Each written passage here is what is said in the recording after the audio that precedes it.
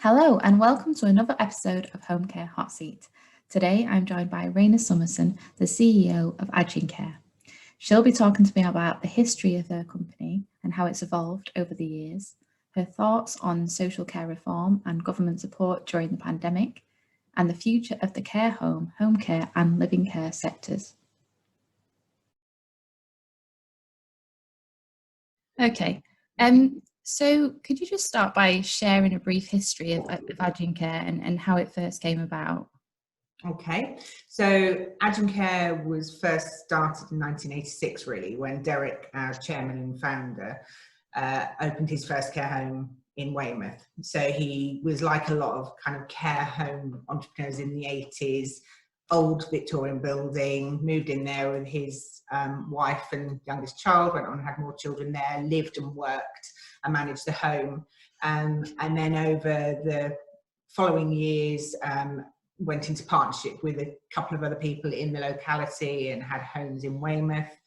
And then come the 90s and the advent of care in the community, saw the opportunity to expand into community services. So developed, first of all, kind of Meals on Wheels. So that was a kind of a key service at the beginning of Agincare, and then into home care. And then as the local authorities developed commissioning and outsourcing a little bit more, he became quite active in Dorset and expanded that service. And I suppose I joined in 2004, and we were looking at it the other day. I think we had about 250, 300 employees and probably about eight different home care locations. And then Derek had the 3 care homes with an interest in 3 of those. Right. And then, yeah, but with an active intent to expand and develop, which is obviously what we've kind of gone on and done. And so live-in services, home care expansion through contract wins with local authorities, gradually radiating out from Dorset into authorities beyond, active tender wins into new areas and office openings. And then after austerity, really focus back on care homes. So for the first few years I was here, we didn't really, apart from helping manage Derek's homes that were kind of in the background, it wasn't a key part of Agincare's business planning. Right. And then after austerity and the kind of impact on the home care sector, we turned our sights to care homes and started the care home group. And then went into kind of that group structure that we have now, where we have different kind of service divisions across different holding companies to really ensure the specialism. And you joined the business, as you say, in 2004. And you were working at the CQC for 5 years as an inspector before then. Yeah. What inspired you to join Agincare? I think, so my history before that, I'd started in direct care in my career, and then worked in hospitals and care homes, and then trained as a social worker. So worked in social services before doing regulation for 5 years. And I obviously came across quite a few different providers. So initially when I joined regulation, it was just care home focused because domiciliary care and home care wasn't regulated. And then in the early 2000s, when it was becoming regulated, I was part of working groups in CQC or CSCI or NCSCI at the time, looking at home care regulation, what did that look like? And I think I saw home care emerging as that regulated service, and obviously a service that was going to become more widespread. And I used to inspect Derek's care homes at times. And like a lot of care home providers, they'd go, "Oh, you should come and work for us, you should do, come over to the other side," kind of thing. And you'd be like, "Oh, maybe, yeah." But I was doing the registration and doing work on home care, saw it as an emerging field of work in the sector, saw what Agincare were doing, thought it was really interesting. I think it was just one of those life points where you sit and say, actually, I can stay in what is a relatively safe job, with good conditions, and you're working as part of the kind of public sector, and I enjoy it and I do it. But we'd been through a lot of changes. I went through 3 iterations of regulatory body, and I didn't really enjoy that experience that much, what I saw go on. I found that it probably was something I didn't want to do forever, but I wanted to use my skills and my social work training and things. And I kind of thought, actually, let's go over to the provider side. I'd done the direct care provision, I'd done social services, I'd done the kind of health and social care and regulatory. So I thought, why not take a chance? And had my social work qualification, had my master's in mental health, kind of thought I can always go back, I can do locum, I can do direct care again. If I don't do it now, I may never do it. Yeah. And a lot of people thought I was absolutely stupid in doing it. Really?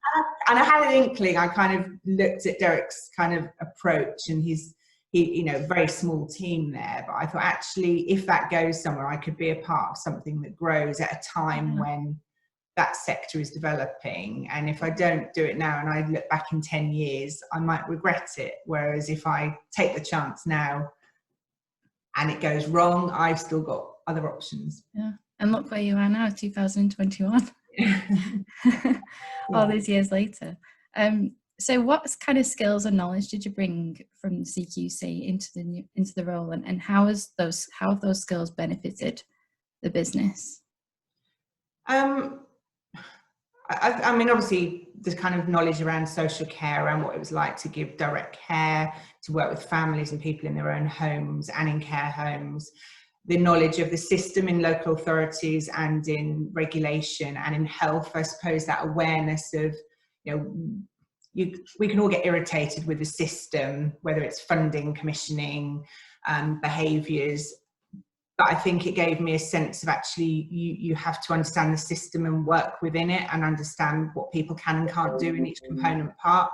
And, local authorities and NHS are bureaucratic and politically driven places, and there's no point asking or expecting them to do things that they simply can't do because people don't have delegated authority, etc. So I think I brought an awareness of that structure at a time when you needed to understand it to be successful in working with it at scale.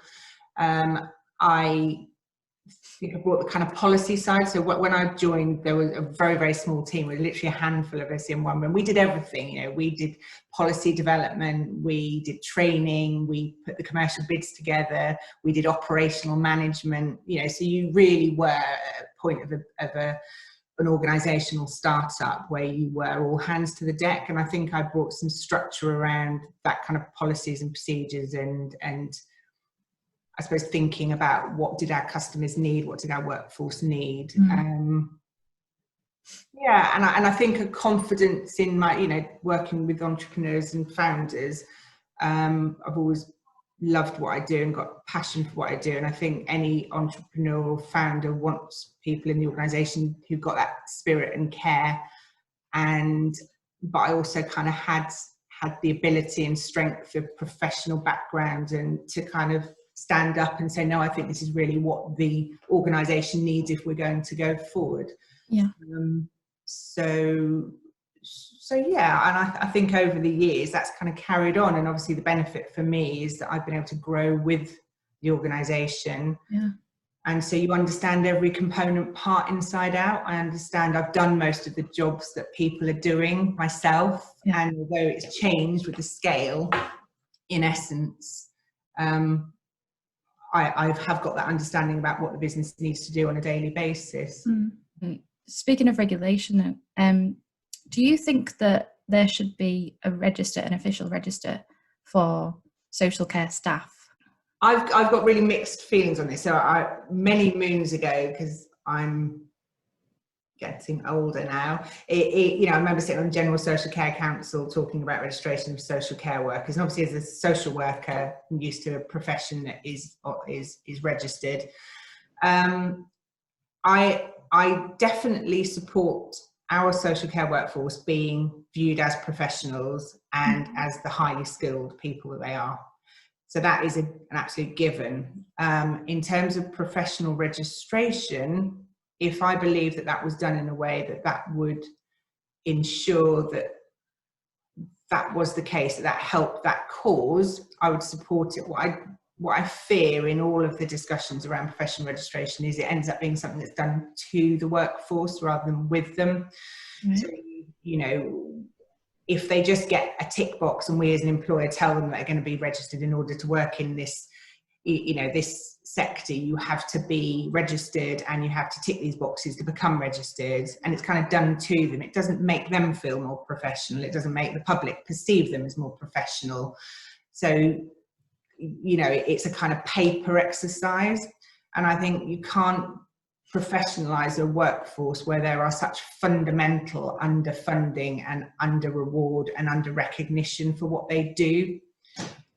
And at the moment, I think all it would do was serve to scare people away who felt that actually they didn't want that response. They felt it was in some way a responsibility or a cost, right, or something. So I think it is a really difficult, it's definitely one we should keep on the agenda, we should keep debating, but I think the primary thing is actually that's not such a big thing if we treat and have a system that respects our workforce and views them as professionals, because sticking a badge on them saying they're part of a registered you know, list of people who are a professional care worker isn't going to make them feel any better or be paid better or be respected or recognised better, not on its own. Okay.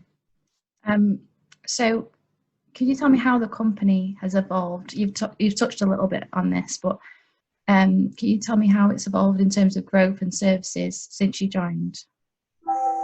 Okay, so yeah, so obviously at the beginning, so the care homes were a smaller part, and home care was definitely a growth area through the kind of 2000s, and live-in care. We had Meals on Wheels, quite a big division of Meals on Wheels, and we were one entity, so we had divisions within one company. And then really as we've grown, what we've done is said, well, actually each division is becoming bigger and more specialist in its own right, so let's appoint people who really understand those operations. And then that led to us having one group company with subsidiary limited companies with their own directors and their own specialist operational line management. And then when we went into care homes again in a bigger scale, we thought, well, actually that's a different skill set and a different operational model, so let's have a different holding company. So we had the holding company for our care homes. And then similarly, we've then gone into complex care and supported living, which we were doing at a minor scale within the other services. But in order to do it in a more focused way and to accommodate the growth in that company, we've brought that out into a specialist group as well. We've developed our training. It's gone from being an internal kind of head office support function to its own trading company. So it's not just providing training to us, but provide a wider training to other people.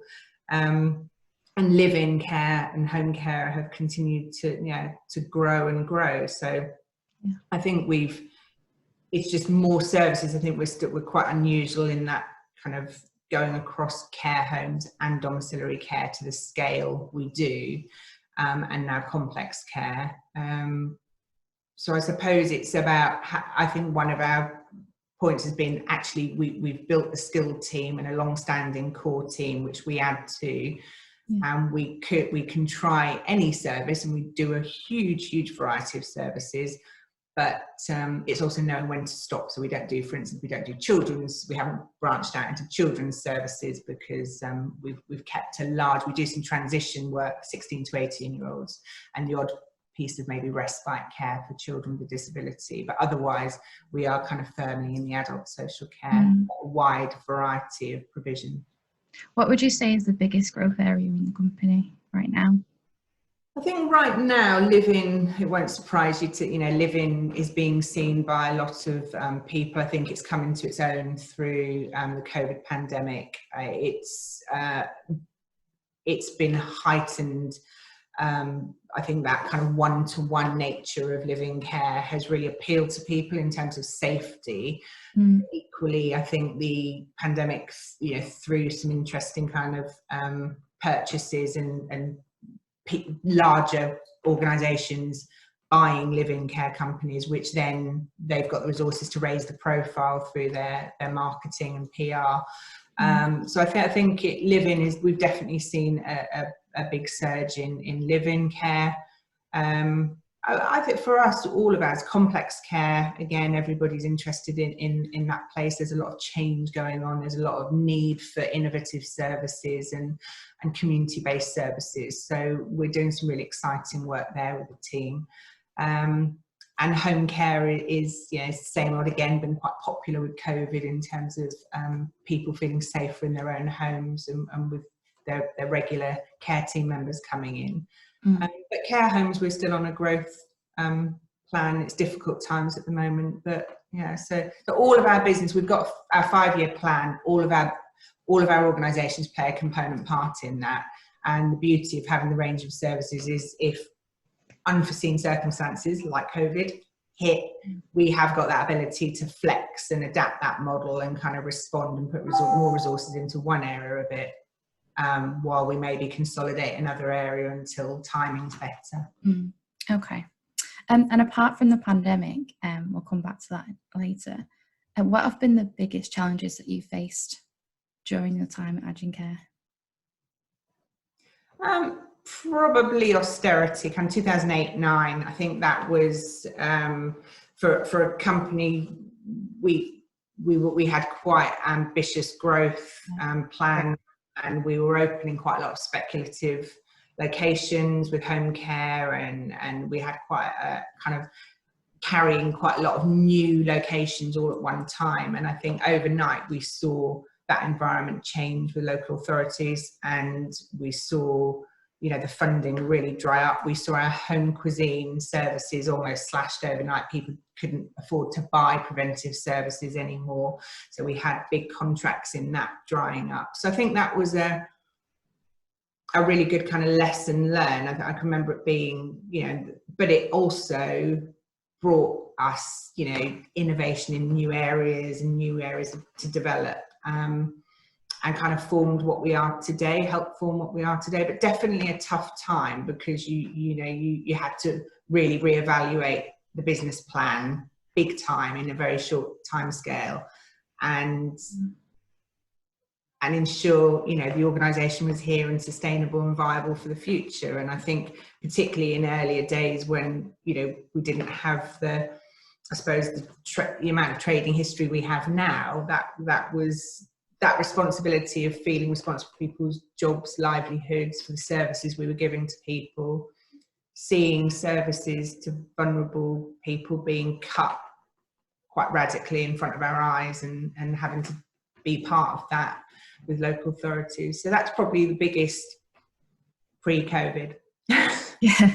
And then just adapting those step changes as you grow as an organisation, those step changes of taking, succession planning, taking people to the next level. What do we need to do? But none of that, that's all exciting and part of business growth. I think austerity period is the only one I've thought actually that was a challenge that hit and affected every aspect of the business. And the call for social care reform has obviously gone on for decades now. It's been kicked in the long grass, for want of a better phrase. Why do you think that challenge has defeated so many governments? I think, I don't know about defeated, it's about, has it defeated, have they chosen to not take it on? And I think it's partly political appetite, and that's about public awareness of social care that kind of ties into the workforce issue as well. So I think, it's not been necessarily a vote winner. It's not necessarily been something that people have lobbied their MPs about, that they know that they need to address. By and large, people have felt that needs have been met to a degree that it hasn't caused huge waves. So I think it's probably less of a defeat and more of I choose not to do it because I don't need to right here, right now politically, and actually it could be a bit of a political hot potato, therefore I'll leave it to someone else. So I think it's a combination of those factors. How does it become a vote winner? I think the sad thing is I don't know that it will ever on its own become a vote winner, because by and large it will become a vote winner when it becomes an untenable situation for people who need services or who use services to the degree where it causes wide disruption, and all kind of simultaneously, because there are hugely disruptive elements of lack of provision of social care and the lack of social care reform that affect people every day across the country. But until that's more universal, I don't think it will be a vote winner, but I do think we're probably at a better time than ever where public awareness of the importance of social care and probably public willingness to accept that helping fund a better social care system is needed, not just when we're in an emergency situation, but for longer term good of the country, really. And optimists do think that that experience of COVID-19 will shock leaders into action. What do you think about that? I like to think I am an optimist, but I don't know about optimist on that front. Maybe being around too long. I think there's no doubt that something will come out this year in terms of social care reform, but I remain a little worried that it will still revolve around the concept of, you don't have to sell your house to pay for care, which is only one component of it. Yeah. And so I think in terms of the real commitment to funding a sector and a system that isn't so short-termist in its approach and kind of hobbles along, I'm not so confident about. I'd love to think that it will be, the reform that actually some of the millions and billions that have had to be poured into public services over the COVID pandemic, it will be seen that actually if only there had been better, more consistent funding and some reform before that might not have been as necessary, and that actually we can withstand putting that money in, we can do this. So that's the hope, but we will see. Yeah. So what do you make of the support that the government has provided to care providers and home care in particular during the pandemic? I think it's been, obviously anything is welcomed, and I think the sector would have fared, very poorly without it. I think we'd have seen much more distress than has already taken place, but it is a sticking plaster. It's not, when you're trying to plan services beyond, the end of March, it's almost impossible to judge where you're going to be, and that's where the underpinning lack of proper funding, proper reform, proper acknowledgement of the costs associated with providing good quality social care, but also the benefits and the cost benefits economically into the wider economy. If those things aren't considered, then you get these short-term sticking plasters are not enough. So it's helped people get through a crisis. I don't think it's guaranteeing that when that money stops, that people won't just fall off a cliff edge into extreme difficulty, and it's certainly not helping services to be in a position to really innovate and commit to long-term planning and meeting service needs, really. There will be a few, we can feel fairly confident. We've been around a long time. We've got a long-term sustainable model. We don't carry debt, etc. We can be fairly assured that by hook or by crook, but there will be a lot of people who can't. So it's welcomed, and it's been quite an administrative process as well. So I think that hasn't helped smaller organisations at all. And so it's got us through a difficult patch, and it's been welcomed, but it's not a replacement for more consistent funding. And organisations like the UKHCA and Care England have said that some of that money didn't reach the front line, and it went to councils, but then it didn't get to providers. Did you experience that? I think particularly in home care, I think the care homes, it was probably a bit cleaner and easier. The per registered bed is a simpler, complex, computation to enable the money to flow through. I think some of the, you can use it or you don't have to use it, has created complications for home care. And I think it has, certainly for us, we've through the pandemic, we've seen different services within our own organisation face different challenges and problems on an emotional and a practical scale. But we're also seeing the vast difference in the way that those services have received support from central and local government. So I'd say home care has been a lot tougher and not as much as reached the front line. And we're still sitting here, ICF2, with the tranche 2, we're still sitting here with several authorities not having paid it, and that was supposed to have been paid from the beginning of January. Actually, that's quite a long time for some organisations to front cash flow and to commit, hoping that they're going to get the money, but not actually seeing it appear. Especially, it's especially needed, obviously, because of the cost of the PPE and staffing. So it must be. Again, the portals have helped, the PPE portals, but we are hearing routinely from our own locations and across the sector that home care providers are not getting, maybe getting a positive area, maybe 80% of the PPE stock, and in some areas as little as 50% of what they need. And therefore, that's, again, welcomed support. But without the funding to pay for the rest of that PPE, that is still an unexpected and much higher cost of care provision that is out of our control and needs to be met. Okay, difficult question now. If you were the Prime Minister, what are the first things that you would do to reform the system? Or apart from sacking certain people. I would probably, and again, if we're saying a wish list, I won't think about the kind of mechanisms of it, what you have to actually do to affect change in central government. I think certainly try and prevent the silos between departments, so a lot more interdepartmental working. I think the issues, and that kind of addresses the other two things. I think that public health and preventive, that kind of looking to say, actually, all these departments are doing actually some really skilled, intelligent people doing a lot of work on different areas across society for central government, but they're not joined up and they know very little about either the other things that are being addressed at the same time that we can see out here are interrelated. And if you fix one part and you don't fix the other part, you're wasting your time and money. So I think better linking up. I think better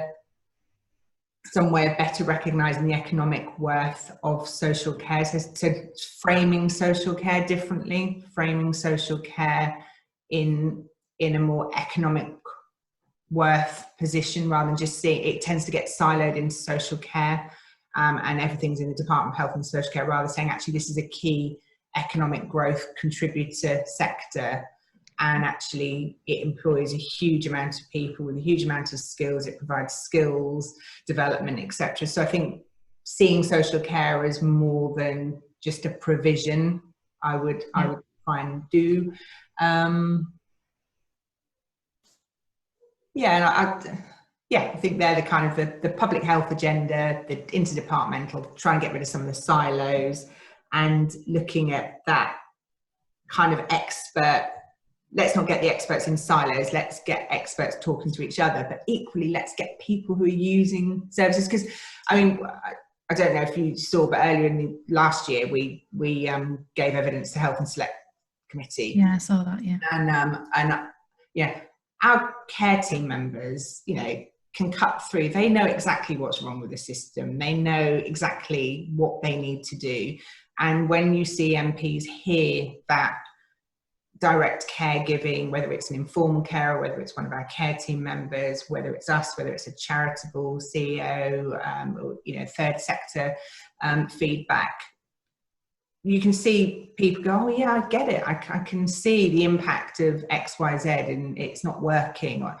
So listen. So ask the experts, who are the people using services and delivering services, and so listen to them, speak to them, but actually do something with what they say. Because I think the other exasperation is we tell, particularly over the last 18 months, how, government cannot say they do not know what the issues are in social care. They cannot say they don't know about the impact of underfunding and lack of reform in social care. They have been told a million times by a million different people in a million different ways.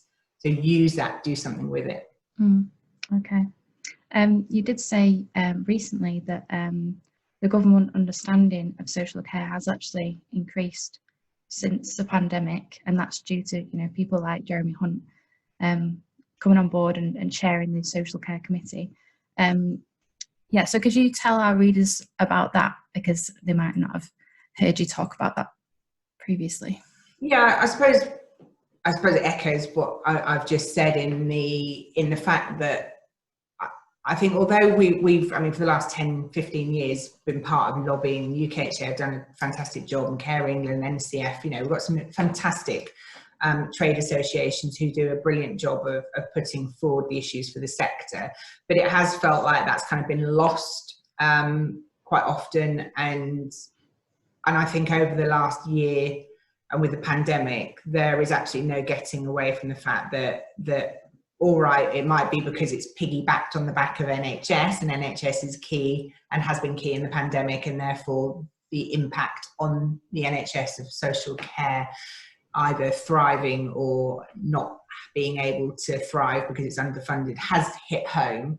So I think the Health and Social Care Select Committee has helped. I think it's brought together a huge variety of people who fed back the same thing from all different angles.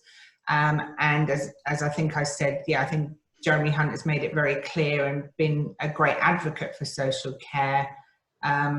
And as everyone says, just a shame that he wasn't quite an advocate when he was actually in a more influential post. And I think that, but it helps, people with influence understanding social care and fighting that corner, and in its own right, not just always as an adjunct to NHS and the survivability of the NHS. This should be about social care in its own right, and I think we're not quite there. It's still, social care is higher on the agenda, it's better understood by central government, but that's because of the impact on the NHS, and social care needs to be seen as such an important sector in its own right, and with aspirations and about prevention and about good well-being and positive mental health and all the positive things about social care, rather than just a reactive negative thing. I suppose that's what I'd do if I was Prime Minister as well. I'd have someone leading on just social care probably, and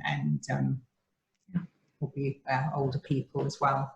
And you've discussed this briefly already, that there's been a greater demand for home care and living care in particular. Do you envision your company putting a greater focus on that side of things over care homes, for instance? I don't think a greater focus. I think we're in a fortunate position where, as I said, we have got operations teams who focus on different areas, and we had already, as part of succession planning work, luckily kind of done some work around bringing in new skills and new posts to help with our kind of next kind of 5-year plan. So that's helped us be in a position where we can capitalise on any opportunities and development work there. I think the homes is an interesting one. I think we will wait and see, and we may end up doing a bit of what I said we did after austerity with home care. We may do a little bit of consolidation and maybe put back some of that growth plan for a year. At the moment, that's not what we're planning. We're still planning growth, and we're still looking at all of the operations having equal attention to expand and develop, and not just grow, but innovate and take the learning from the last year and do things differently. And I think I'm really lucky. We've got a fabulous team here, and they work really well together. And I think COVID's brought us all together quite well in terms of thinking about how the services relate to one another and work together. So yeah, home care and living care definitely an absolute key focus for us, and it will be interesting as a sector to see, that obviously the franchise model was going kind of big time before COVID, and then I think possibly suffered a little bit through COVID. But the feeling is that the privately funded market is coming back through into home care, and and I think people are more aware maybe now of the choices they have, and obviously with Home First agenda from central government through local authorities and NHS, the Home First work, although it does include care homes, is very much focused on getting people back into their own homes or keeping them there in the first place. So yeah, great opportunity for home care and an exciting time, I think.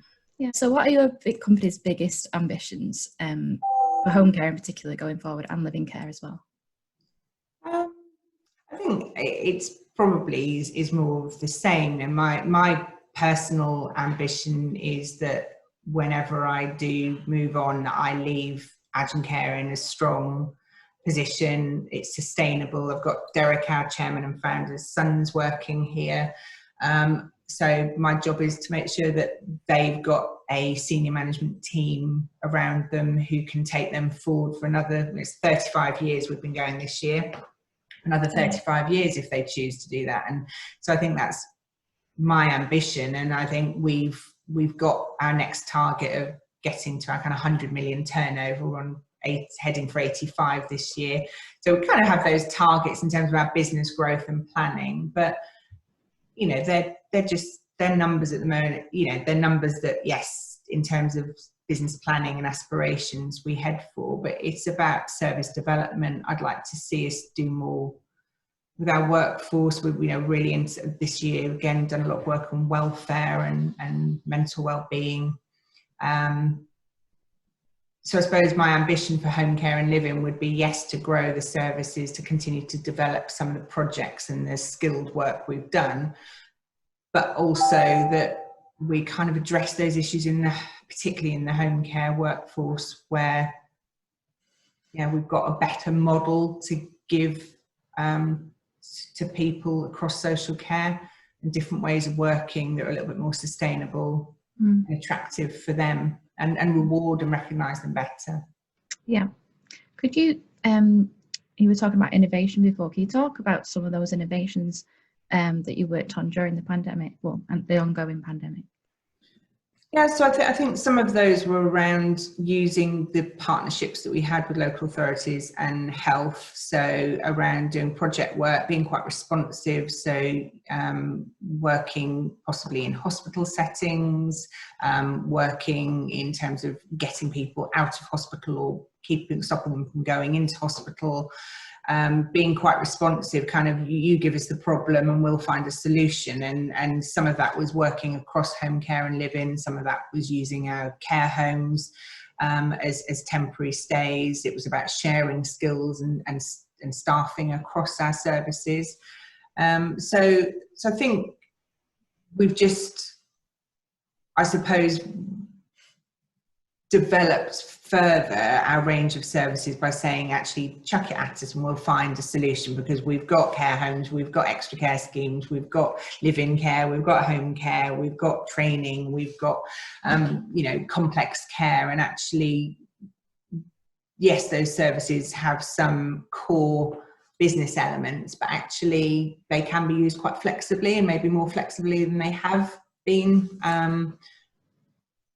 So yeah, I think those kind of, how can we use our range of services to provide a pathway for people in a more flexible way and quite a responsive way. And I think some of that learning, and just learning, working more, we've been working with the integrated care system here in Dorset, and just understanding what some of those solutions for the future might need to look like to meet kind of whole population needs. So yeah, it's plenty to keep everyone busy in the sector. Yeah.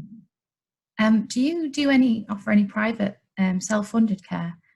Or is we do. And that's, I suppose, one, I say, is it an ambition? It's part of our, you know, part of our budget setting every year is looking at the percentage of privately funded work we do. And it varies hugely. So in home care, it's marginal, but in some offices it might be 30-40% of what we do. In other areas it might be, you know, 5%. In live-in care it's quite high, because as you can imagine, quite a lot of live-in care is, you know, local authorities and CCGs might be more reluctant to fund. So private funded people who can choose an option. Do they want to go into care home? Do they want a large package of home care, or do they want to invest in a live-in care solution? So, and then in care homes, similarly, some of those are nearly all local authority and CCG facing, and others have got probably 50-50. So it's always something we measure and track, both in terms of just what's going on out there and it's not something we probably have an explicit area, not like some of the home care companies who've done this particular private funded division and focused, invested in that. But certainly looking at new geographies, we will be thinking about, well, do we go into that local authority area? We don't want to go in at the rates they pay and contracts they pay, but we will open a location there and try the private funded market. So yes, it's definitely on the radar, and something we'll do. I expect us to do more and more of every year. Okay. And just finally, where do you see the future of the home care and living care sectors heading over the next 5 years, say? I think it'll probably be more of the same. I think it'll be a slow evolution. I think there's been obviously quite a lot of disruptor, innovator type models coming into the sector, and I'm not sure that that's gone as far as maybe people thought that might, in terms of disrupting the sector and really providing new models of care. I think there's no doubt that tech will continue to play an increasing part, and digitalization and how we use digital across all of the service types. I think the range and use of living care will probably continue to expand as an alternative to care home provision. I see extra care in terms of, which in effect is home care provision into an extra care. So that's obviously an area of great growth and development. So I think that will continue to take a high proportion of the home care kind of market segment, and be an area that people are looking both to focus on, and it's quite an attractive area for the workforce as well. So yeah, I think probably live-in care and extra care and developing, and I think that recognising maybe some of the skilled work that home care workforce can do, and how far people can go in helping support within primary care networks and integrated care systems, in terms of the skills and the again, using digital, using kind of delegated authority, and taking more and more kind of probably complex care and clinical roles into the home care workforce will probably continue to evolve.